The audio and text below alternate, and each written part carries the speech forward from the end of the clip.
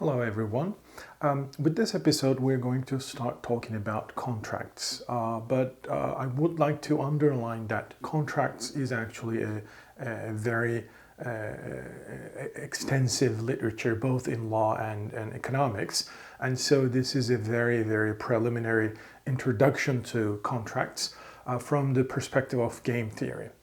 Alright, so let's first clear what we mean by contract. Well, contract is an agreement between the players, between agents, about behavior that is intended to be enforced. So you would like to enforce some actions, and so a contract is basically an agreement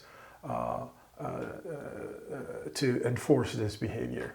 Well, we call a contract is self-enforced if players have incentive to abide by the terms of the contract. So we would love to have contracts that are self-enforced because well, that means nobody is going to violate the contract, and so there's not going to be any dispute regarding, one party is violating the conditions of the contract and therefore the other party is suing it, because in a self-enforced contract all the parties have incentive to basically carry on this contract.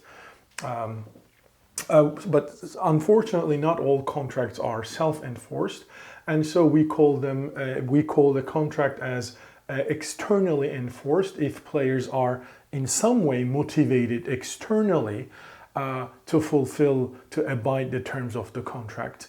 While this external player, a third-party player, can be judge, can be arbitrator. Okay, so let's start with an example. So let's consider two players, player 1 and 2. I'm not going to name them, but player 1 is, so this is a construction project, let's suppose, and player 1 is an architect. So the player 1 is supposed to take careful measurements, etc. And player 2 is the contractor, so he's basically the guy who is implementing the project. So player 1 is designing, player 2 is implementing the project. But the thing is, for this project to be successfully completed, both players are supposed to put effort. All right, so what is the game? What is the strategic environment that they are in? Well, obviously the reality is much more complicated, so I am simplifying it here in this example. So let's suppose that these two players are choosing one of two strategies. So we're going to call them I versus N, meaning invest, not invest, or put effort, not put effort. So it's a very simple strategic interaction in that sense. There's only two strategies. You either make the investment or sort of put effort, which is costly, obviously. But if both parties put effort, well, then the outcome is going to be Z1 for player 1 and Z2 for player 2. If one of them is putting the effort, but the other one is basically shirking, not doing anything or not doing properly, well, then the realized payoffs are either X1, Y2 in case player 1 does not put the effort, or Y1, X2 in case player 2 is not putting an effort. Well, if nobody is putting an effort, well, you can think of this as the project will not be fulfilled, and so let's suppose both agents are getting zero payoff. All right. So once again, this is a very simplified environment. Well, again, do we always have simultaneous move as the strategic environment? Well, not necessarily. Sometimes it could be an extensive form game, right? But here, the simplest environment, or maybe it is an extensive form game, and so this is a normal form representation of this extensive form, all right? But in any case, so the strategic environment that we're considering in this particular example is that two players having two actions, and they're choosing simultaneously and independently their strategies. All right, so we're going to make some assumptions that make sense, right? So the first assumption is that the sum of those payoffs, Z1 plus Z2, is greater than sum of all the other payoffs in this game. So what does that mean? That means, this profile II is basically the most beneficial outcome for both players. And in fact, if players can transfer money between them, all right? So if, for example, the project is successfully completed, well, then one party, the architect, pays something to the contractor maybe. And so if a transfer between the players is possible, well, then it means that, under those assumptions, the II is actually the only efficient outcome in this game. And well, Pareto efficient. Well, why is that so? Well, if you remember the concept of Pareto optimality, it's basically the profile which maximizes the total, the sum of the payoffs of the individuals. So for that reason, II is, the most efficient Pareto optimal outcome. Once again, so what is the contract here? Well, the contract is the following. So the player 1 and player 2, before they choose their strategies, they say, hey, look, we do have this project. You're supposed to put some effort. I'm supposed to put some effort so that our Z1 and Z2 is going to be our realized payoff. And obviously X1, Y2, Y1, X2, so these could be negative, right? Maybe Y2 is negative because the second player is making an investment, but the first player doesn't. And so maybe Y2 is negative, right? Because I bought the material already, and so I spent some money, but the project has not been done. And so we couldn't receive any payment from the owner of the house. And so Y2 can be negative. All right, so in any case, these two guys would like to finish this project on time, and so they write a contract. Well, the thing is, obviously, after signing the contract, they are going to make investment or put effort or not, right? And this is, nobody is sort of physically pushing them to, put an effort or not to put an effort. So it's totally up to them, what strategy they're going to choose. So after signing the contract, they simultaneously choose their strategies. And if it is more profitable for one of the parties, well, clearly one party may actually prefer not to put the effort, all right, meaning shirk. Well, here's a very important thing, and in real life, in a contractual environments, we do have repetitive or the repetition of this sort of game played by the players again and again. So maybe this player 1, the architect and the contractor are sort of partners, and so they are, running business for like years, and they're actually also planning to run this business for, following years. So this is a completely different strategic environment because there's history and there's future in this strategic environment. So please try to make this world as simple as possible in your mind, because it is very sort of primitive example.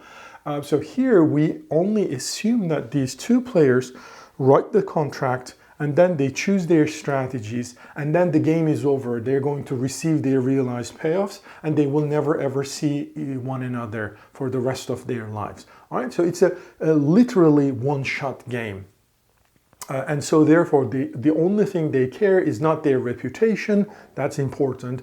They don't have any psychological attachment to choosing this strategy versus this, or if they have, everything is basically boiled down to those payoffs. All right. So I would like to say a few more things about the payoffs. So what are those payoffs? Are they including sort of the payments? Well, so think it this way, if the project is done, the owner of the house is going to pay to the architect and the contractor, their Z1 and Z2 fees, all right? Think it that way. Or they're going to, the homeowner is going to pay those guys, their fees, and they are going to subtract their expenditures, and so Z1 is going to be net sort of return or sort of profit from fulfilling this project. Same for player 2.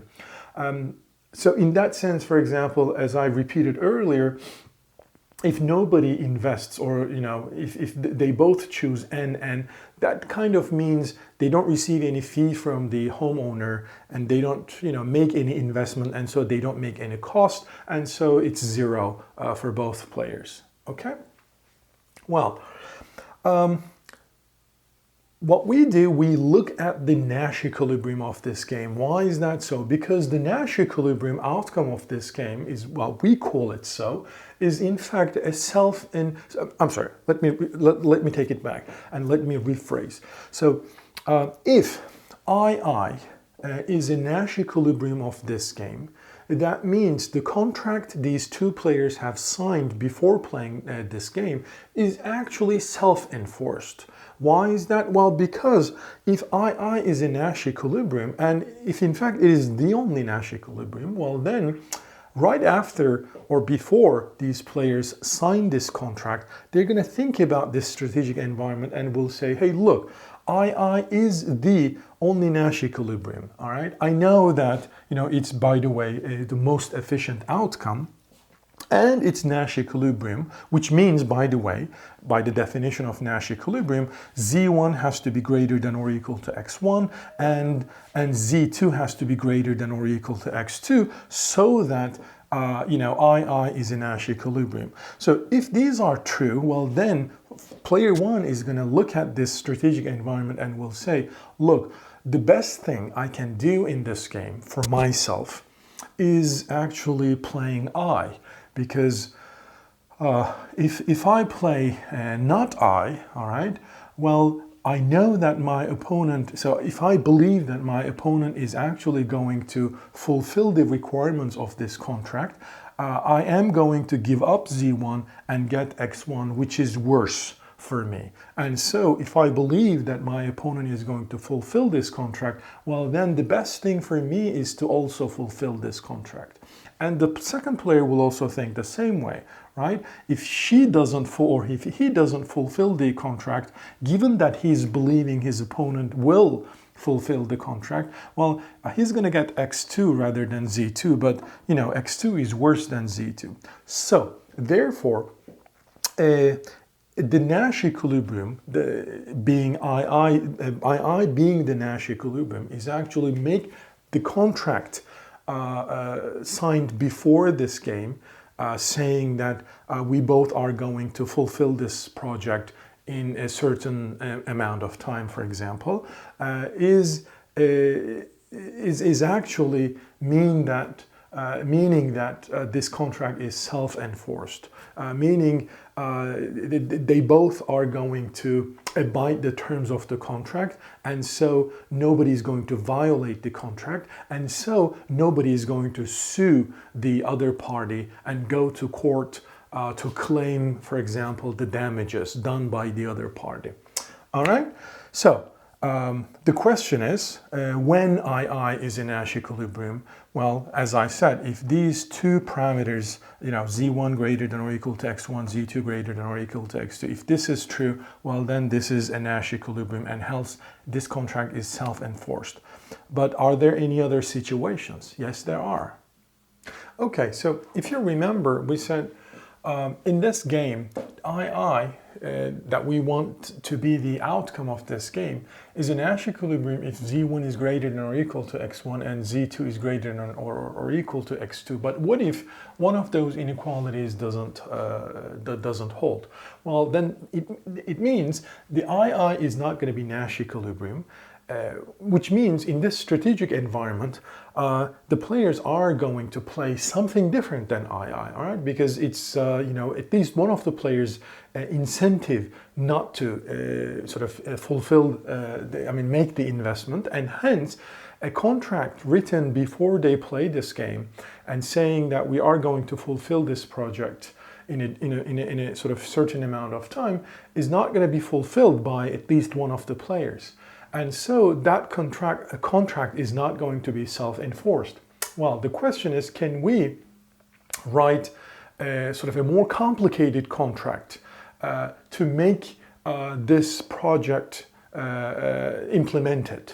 Well, yes, we can. So what we are going to look at is what's called a complete contract, meaning it's a contract which basically tells parties what to do and what their payoffs will be at every circumstances they may face once the game is finished, or once the game is realized, or the strategies are realized.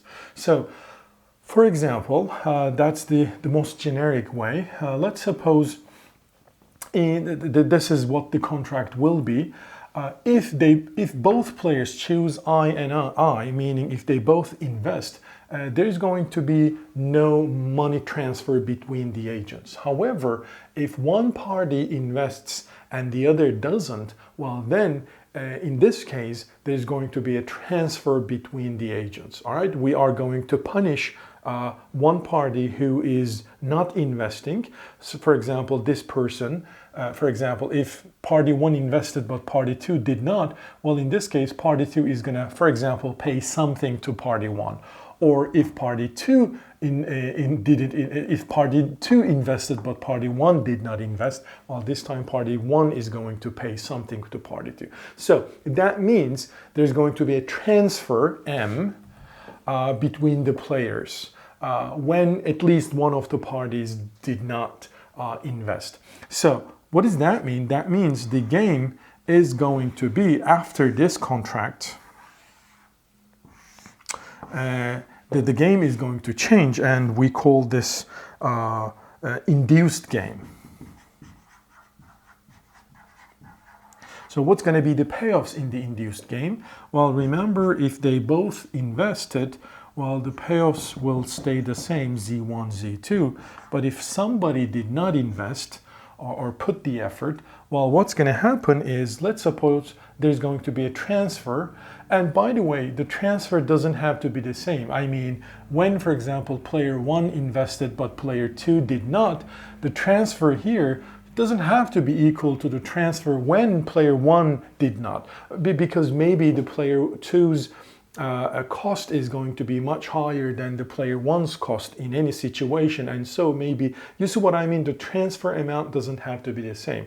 So what I'm going to say is the following: y1 plus beta x2 minus beta, where, by the way, this transfer doesn't have to be positive. All right, this m can be positive, can be negative. So here, same thing. Beta is some real number, maybe positive, maybe negative. So don't be confused with this minus beta. It doesn't really mean player 2 is paying something. So maybe beta is negative. All right, so in which case that means that player 2's payoff will increase, player 1's payoff will decrease. All right, maybe it is negative, maybe positive. Well, here, let's suppose it's going to be x1 plus alpha and y2 minus alpha. All right, so you know the transfer again doesn't have to be the same. Here it's beta amount, here it is alpha amount, and once again alpha is a real number. And here, when nobody does anything, maybe this time they both are going to be punished. Doesn't have to be equal amount, but let's suppose it's equal amount. Here, by the way, the thing is we would like to keep it equal amount because we don't want this sum changing in the induced game. All right, meaning the sum of payoffs in this game, meaning when you sum, for example, y1 plus beta plus x2 minus beta, the betas will cancel out, so the sum is going to be still equal to y1 plus x2. So we are not making the game more efficient or more inefficient. All right, we are just transferring money between these two agents. So there's no third party here, in a sense. You may make this model more complicated by assuming that, hey, there's also a homeowner, and the homeowner can also be a part of the contract, right? So in that case, that means there are 3 players, not 2 players. So be careful about it. Here, the homeowner is not really a player, and so he's not a part of this strategic environment. All right, so this is the induced game. So the question is, when this contract, where it basically specifies if somebody does not invest, all right, chooses N, well then alpha or the beta or gamma is going to be the transfer. in this case, what should be the value of alpha, beta, gamma, so that II still a Nash equilibrium? Okay, well in this case, II is going to be Nash equilibrium when Z1 is greater than or equal to x1 plus alpha, so that I is the best response to I, and for player 2, I is the best response to I means Z2 is greater than or equal to x2 minus b. So therefore, for any alpha and beta values where these two inequalities hold, we can still say II is a Nash equilibrium, and hence this complete contract is a self-enforced. Well, here there's one thing that you should be careful. This is true. I mean, this contract with alpha and beta values satisfying these two inequalities are self-enforced if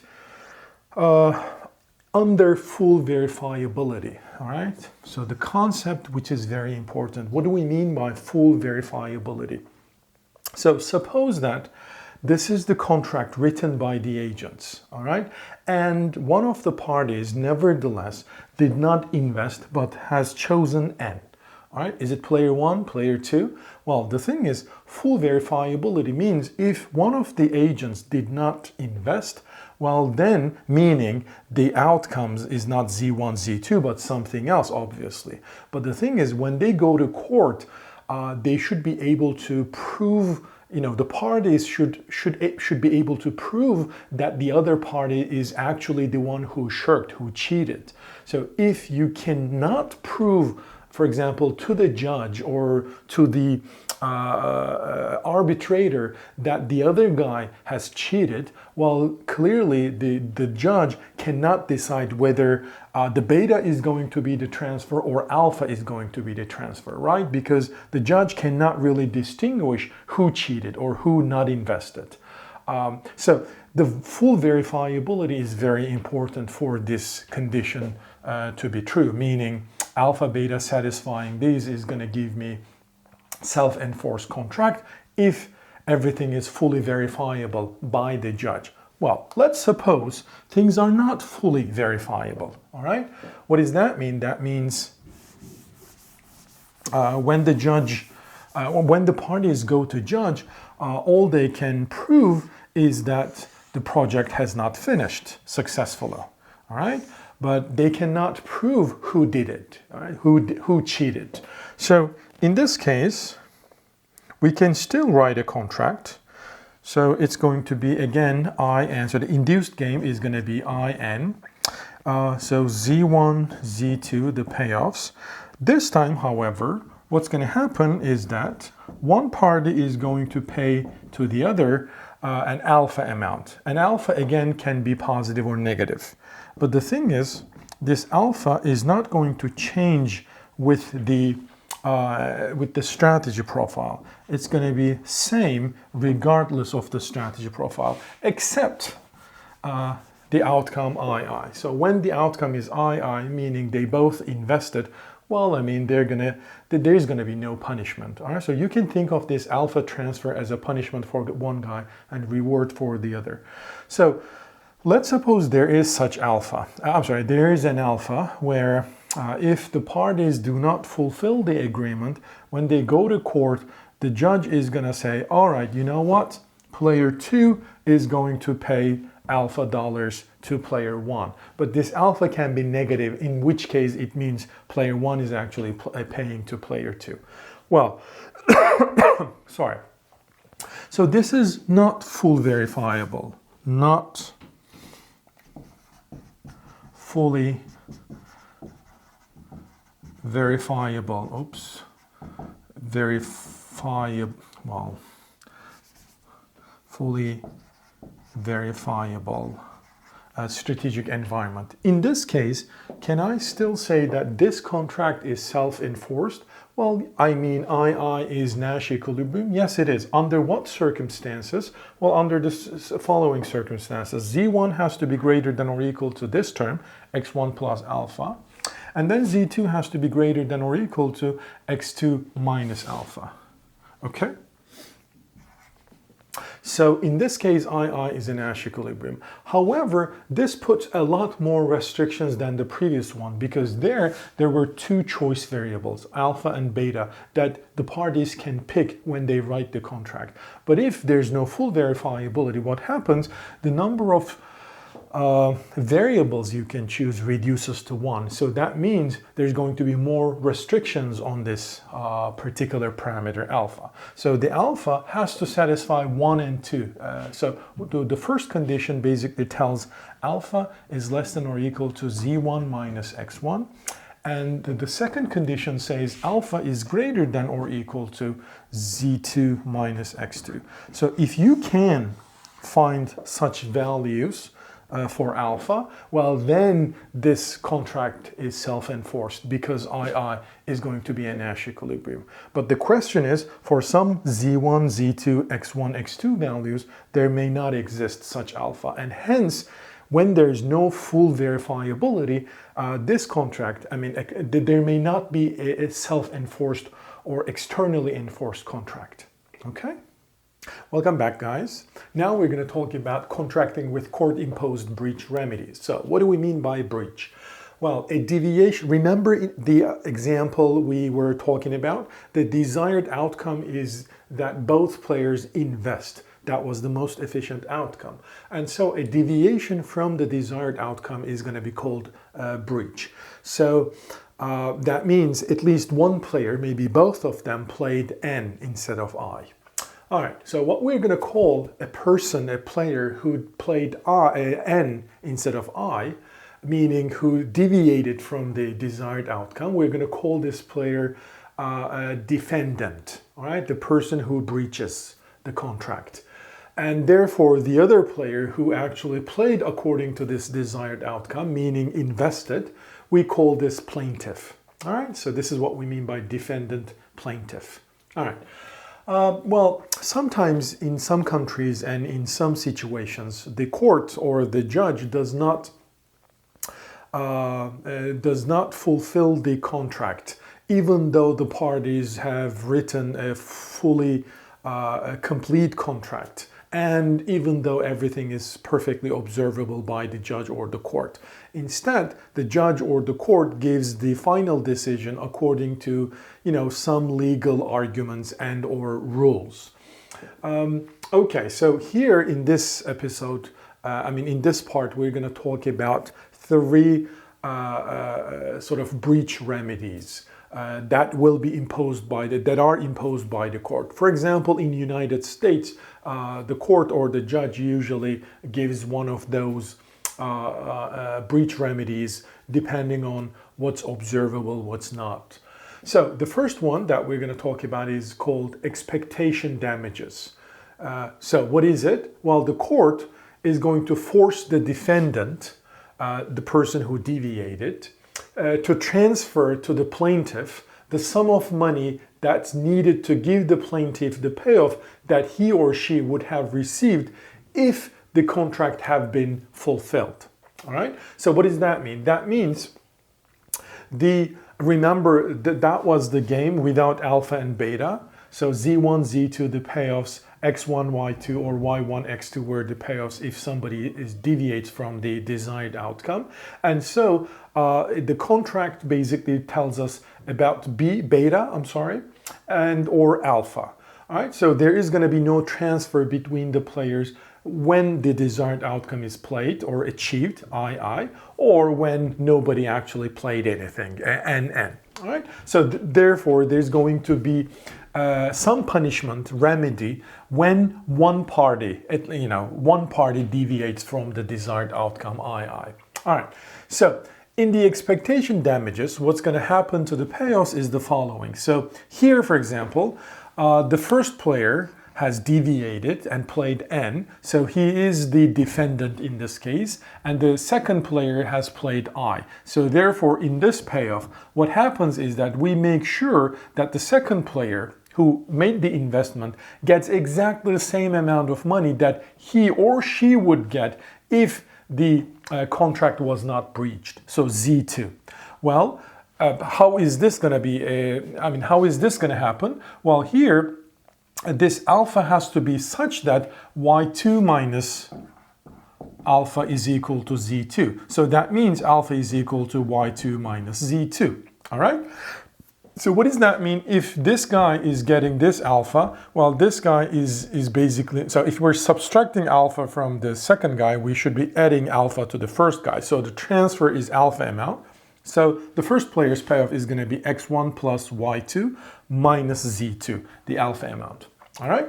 Well, here, symmetrically, the defendant is this time the second player and the plaintiff is the first player, if this is the case, meaning if the second player breaches the contract. Well, in this case, the first player is going to receive exactly the payoff he would get if the contract has been fulfilled. So it's going to be Z1. So what does that mean? The transfer beta is going to be such that Y1 plus beta, so the payoff of the first player with the transfer, is equal to Z1, which means beta is equal to Z1 minus Y1. Okay? And so we are subtracting this beta transfer from the payoff of the second player. So therefore the second player's payoff is going to be X2 plus Y1 minus Z1. Okay, so this is what the game would look like if the parties know that if somebody breaches the contract, the court is going to decide according to the expectation damages. Well, here obviously this is possible only if one, remember, full observability, meaning the judge can determine who is the party that has breached the contract. And the second, it requires the fact that all those payoff values Z1 and Z2 are common knowledge, right?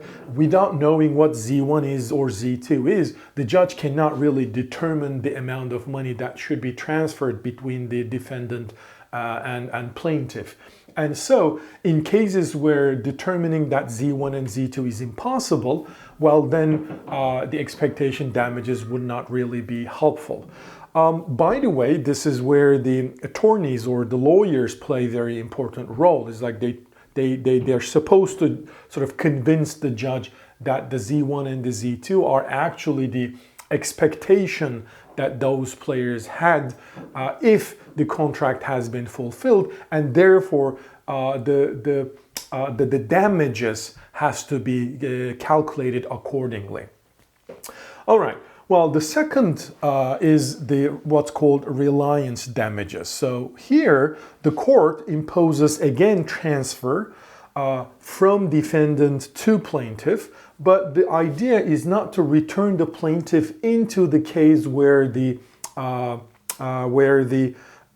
contract has been fulfilled, but instead the idea is to return the plaintiff to the state in which she would have been out of this contract. Meaning, so here the out of contract means zero, right? If nobody makes any investment, meaning so assuming that this 0-0 or NN outcome is the out of contract payoff, so nobody invests, nobody really makes any expenditure, and hence zero for both is the the payoff without the contract. So if this is the case, well then the idea when, for example, player 1 is the defendant, player 2 is the plaintiff, what happens is that the plaintiffs, well here obviously that makes sense if yi, right, y2 is negative. So the second player, because she invested something, she suffers negative payoff. So forget about alpha, so there's no transfer, let's suppose. But the player 1 is enjoying some positive payoff, maybe x1, maybe not, but y2 is negative. In this case, the idea is to pull this y2, this negative payoff, to 0. All right, so you basically clear the damage or sort of pay the spending of the plaintiff. So here that means the alpha has to be such that y2 minus alpha is equal to 0. That means alpha is equal to y2. All right? So I am noting it here. Well, very symmetrically, this time the plaintiff is the first player, and so his payoff should be So his payoff is y1 plus beta, the transfer. And so it should be, the beta should be such that y1 plus beta equals 0. So that means beta is equal to minus y1. All right. So remember, the reliance damages make sense if y's are negative. If they're positive, meaning although one guy has breached the contract, the plaintiff is making positive profit, obviously there's no point of pulling his or her profit down to 0. The idea is that, when the y's are negative, meaning, one party suffered a loss because of breach of the contract, and so the idea is to pull their payoff all the way back to the case where there was no contract at the first place. So this is what the game would look like if the reliance damages is the case. All right, and then there's the third scenario, which I will explain next. Well, before going to the next, let me talk about whether those contracts are self-enforcing or not. So here, when this, the II is the Nash equilibrium, well, it is Nash equilibrium whenever Z1 is greater than or equal to x1 plus y2 minus z2, which is the case Z1 plus Z2 greater than or equal to x1 plus y2. Remember the initial assumptions we had? This is already holding. So therefore, player one, it's player one's incentive to infect play I. Well, what about for the second player? We have to have Z2 greater than or equal to x2 plus y1 minus z1. So it's Z1 plus Z2 greater than or equal to x2 plus y1. So once again, because those are the initial assumptions we had about the original game, so if expectation damages is the way to resolve any dispute in case of a breach of a contract, well then II would be the outcome. So what does that mean? That means if you write a contract and say, if somebody breaches the contract, well, then we're going to go to court and the judge is going to decide according to expectation damages. All right. Well, then you know what? It's the best. It's the player's incentive to play this desired outcome. All right. Well, what about the reliance damages? Well, here the II, the desired outcome, is Nash equilibrium if Z1 is greater than or equal to x1 plus y2. To be honest, we don't know that because we assumed Z1 plus Z2 is greater than x1 plus y2, but this requires Z1 is greater than x1 plus y2. So here the requirement is more. And the second thing is that Z2 is greater than or equal to x2 plus y1. So you know what? It's not clear that this contract is going to be self-enforcing. This contract is definitely self-enforcing because of the initial assumptions about the payoffs we had, but it's not obvious that this contract is going to be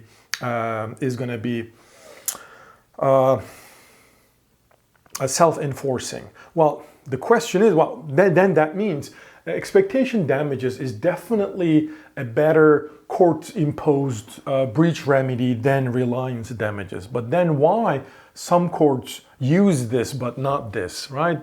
Everybody should be using this. Well, as I said here, in order to be able to effectively use this, you have to know the value of Z1 and Z2. If the court cannot verify the Z1, Z2 values, meaning how much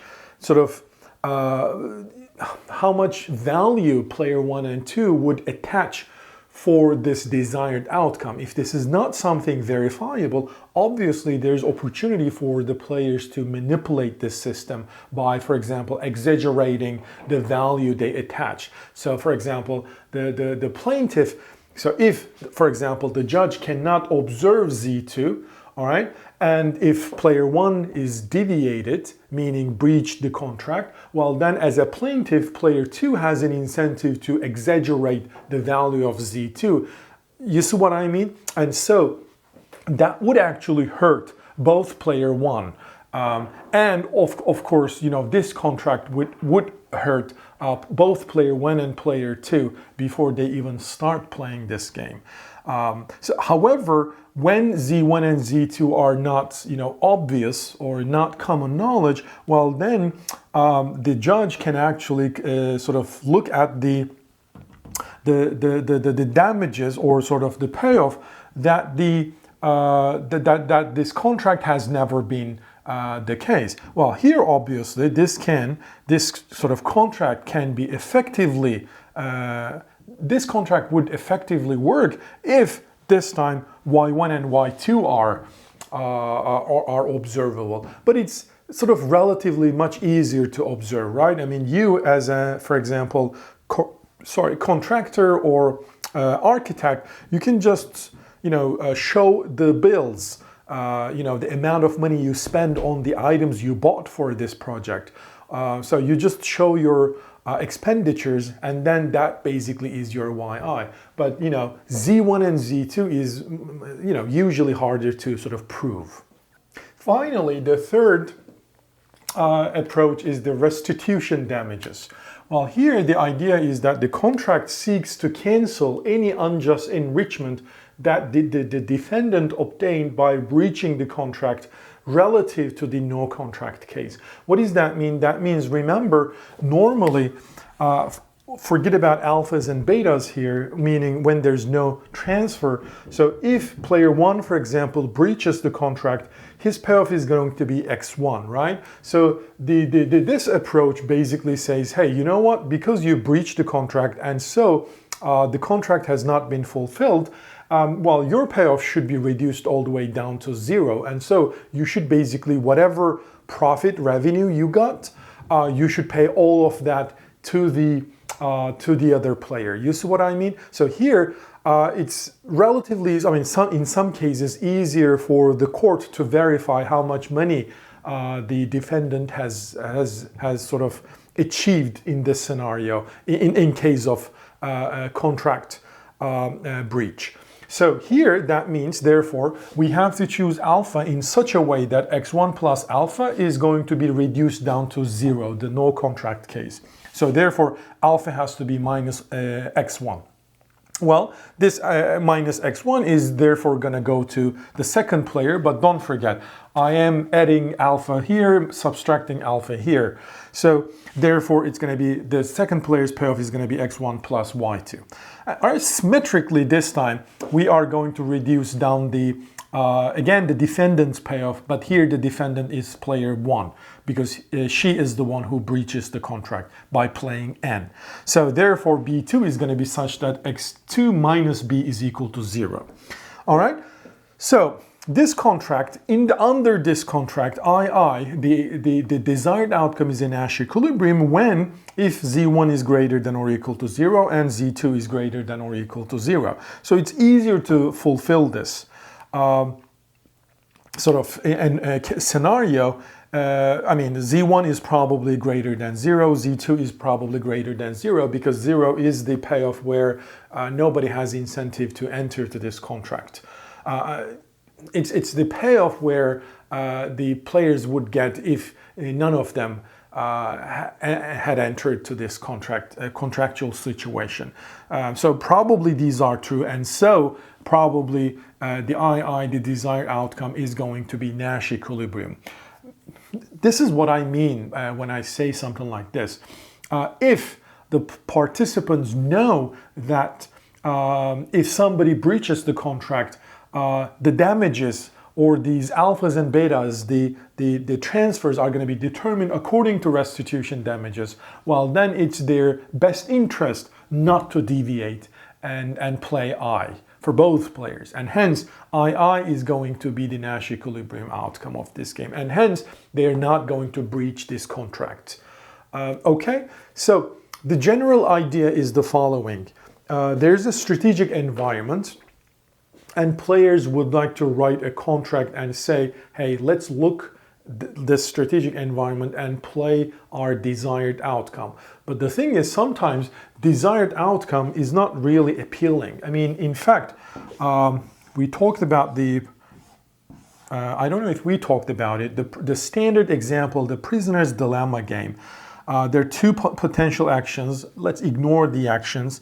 So the payoffs are like 2, 2, 0, 3, 3, 0, and 1, 1. So if you look at this scenario, so let me name those as strategies. So here, clearly, the total payoffs here is the largest, 4 payoffs. So here 3, here 3, here 2. So clearly this is like the best scenario, I mean joint best for these players. However, the only Nash equilibrium in this game is DD with the payoff 1, 1. Well, why is that so? Well, this desired outcome, CC, is not Nash equilibrium because if you believe that your opponent is going to play C, the best action for you is not to play C but to play D, right? Because D is going to bring you 3 payoffs, but C is going to bring you 2 payoffs, all right? So it could be the case here. So when you enter sort of a contractual relationship with someone, it may actually be your interest to sort of breach the contract. So breaching contract doesn't always mean that not fulfilling the project. It may be not fulfilling the project for a given period of time. So maybe delaying this project. So you take the project, but you then decide to delay the project because there's another more profitable sort of alternative you had. And so you don't want to make extra spending to finish this project as soon as possible. All right. So if this is the case, well, this desired outcome is not going to be Nash equilibrium. And so the players, if they write a contract and say, hey, this is the strategic game we will be in, and let's agree, ex ante, before we play this game, that we both are going to play C. Well, the problem is once they left alone and choose their strategies, they're not going to choose C and C, right? As I said, because it's not Nash equilibrium, it's their interest to deviate from C. So it may be the case in, many contractual situations.